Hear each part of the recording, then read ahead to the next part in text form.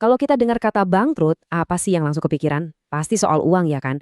Utang numpuk, harta habis, tapi ternyata ada loh definisi bangkrut yang jauh lebih dalam dari itu. Ini soal kebangkrutan yang nggak kelihatan di rekening bank, tapi tercatat di neraca spiritual kita. Yuk kita coba bedah bareng-bareng konsep yang luar biasa ini. Nah, semuanya ini berawal dari satu pertanyaan.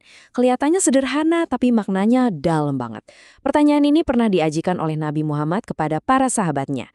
Dan pertanyaan ini, jujur aja, dirancang untuk menjungkir balikan cara kita melihat apa itu kekayaan dan kerugian yang sebenarnya. Jadi, ini bukan sekedar pertanyaan iseng ya. Ini pertanyaan krusial yang fokusnya bukan soal dunia, tapi soal apa yang akan kita hadapi nanti. Siap-siap, karena jawabannya mungkin bakal mengubah cara pandang kita semua. Tentu saja, para sahabat waktu itu kasih jawaban yang paling logis. Ya, orang bangkrut itu orang yang nggak punya uang, nggak punya harta benda.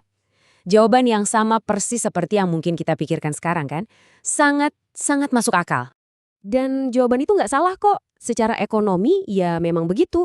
Tapi yang dibicarakan Nabi bukan soal itu.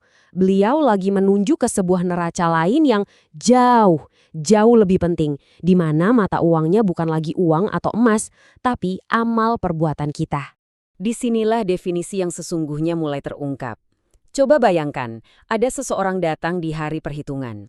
Bawaannya, wah, portofolio spiritualnya kelihatan keren banget. Penuh pahala sholat, puasa, zakat, sedekah. Kelihatannya dia orang yang paling kaya di situ. Tapi tunggu dulu, ternyata ada sisi lainnya. Di satu kolom ada tumpukan ibadah yang luar biasa.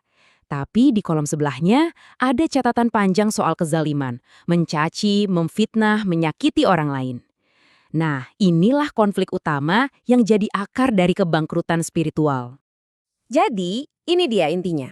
Orang yang sesungguhnya bangkrut itu bukan orang yang nggak punya amal baik. Justru sebaliknya. Mereka punya banyak banget amal baik. Tapi semuanya ludes, habis terkikis oleh perbuatan zolim mereka ke sesama manusia.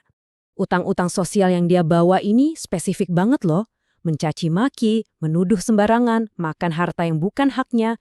Ini bukan lagi dosa personal antara dia dan Tuhan, tapi ini pelanggaran langsung ke hak orang lain. Dan setiap perbuatan ini jadi semacam tagihan yang akan diklaim oleh para korbannya nanti.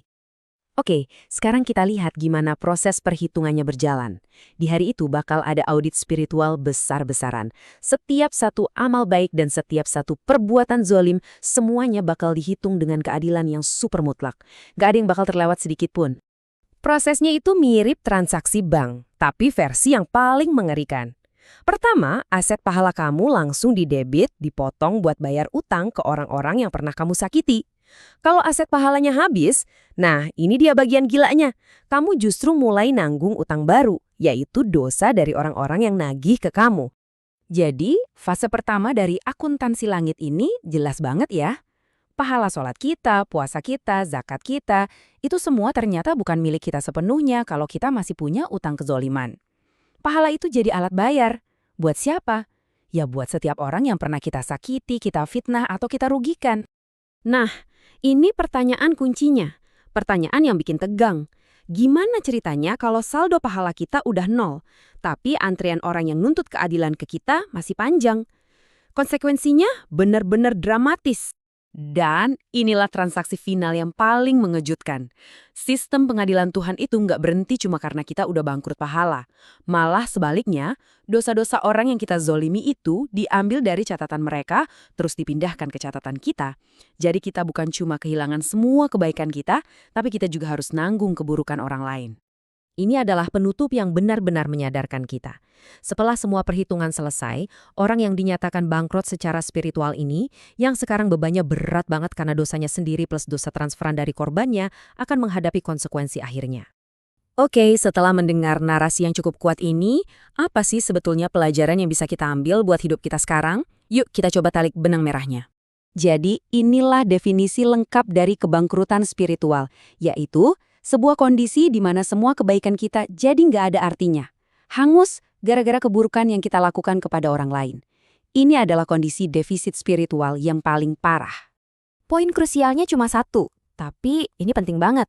Hubungan baik kita dengan Tuhan itu ternyata nggak bisa dipisahkan dari hubungan baik kita dengan sesama manusia. Kita nggak bisa jadi orang yang rajin ibadah, tapi di sisi lain kita zolim sama orang. Keduanya itu ibarat dua sisi dari koin yang sama. Dan semua penjelasan ini akhirnya membawa kita ke satu pertanyaan reflektif untuk diri kita masing-masing.